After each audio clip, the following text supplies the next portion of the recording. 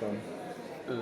Predhodno izbereš področje, katera te zanimajo, tako da sam sem vzel, mislim, 8 dokumentov, kjer so bili preseki pogajanj od 1., 4., 8., potem pa tudi posamezna področja, ki so mi bližje. Tako da sem si pogledal področje kmetijstva, področje pesticidov in potem zaščite izdelkov, tako da greš potem v posamezna področja in v bistvu je bilo to zelo zgodajše in bila so ta pogajalska izhodišča in na osnovi teh pogajalskih izhodišč si pač ocenil in dobil sliko, v katero smer gre do pogajanja.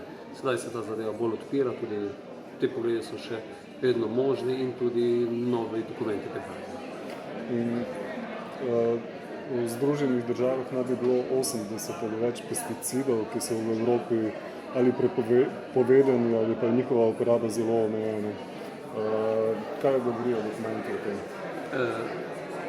Ta dokument, ki je, govorim zdaj za 2 meseca dobra nazaj, je bil za moje pojme bistveno preveč ohlapen, kajti osnovno vodilo, ki je bilo tam zapisano kot izhodišče za te pogajalce, je šlo v to smer, da bi naj bila OECD pravila neka smernica za tiste pogajalce na teh področjih.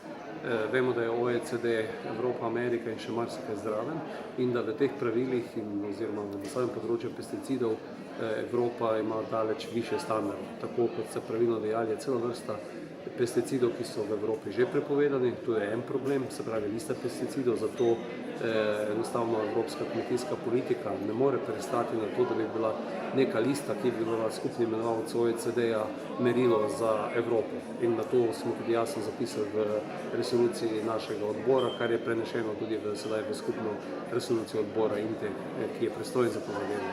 Drugo področje, ki je pa prav tako potrebno zelo velike pozornosti in je tudi v tem dokumentu predstavljeno, pa je področje tako imenovanih MRL-jev, to so ostanki pesticidov v hrani.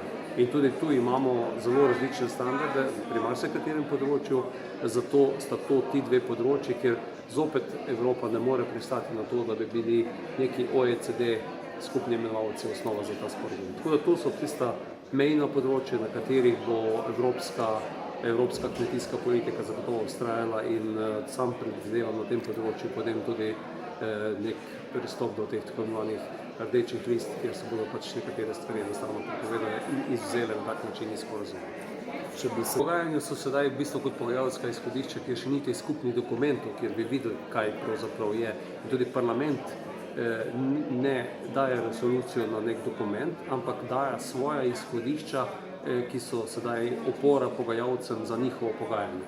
In v tem primeru, ko govorimo še enkrat o kmetijstvu, smo bili zelo jasni. To, kar je Evropa 30-40 let gradila skozi skupno kmetijsko politiko, ki ima 2 cilja, hrana dostopna za potrošnika, na eni strani zadostni nivo prihodka proizvajalcev, se pravi kmetom, na drugi strani pa predvsem iz zdravstvenega vidika varna hrana. Vemo, v Ameriki čebele, na primer, veliko pomirajo in tako naprej. Lahko sporazum prinese tudi te nevarnosti v Evropo?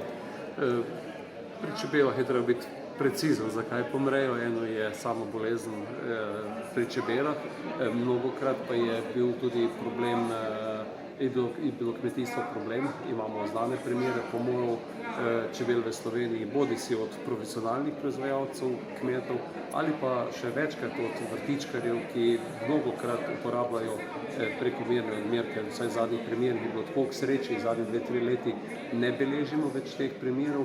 Gre pa za to tudi, da imamo v Evropi sedaj cela vrsta insekticidov, ki so čebelam najbolj nevarni, enostavno na rdeči listi in so prepovedani, kar ni primer v Ameriki. In zato še enkrat več ponavljam to, kar sem že nekajkrat dejal, TTIP bo padel ali pa bil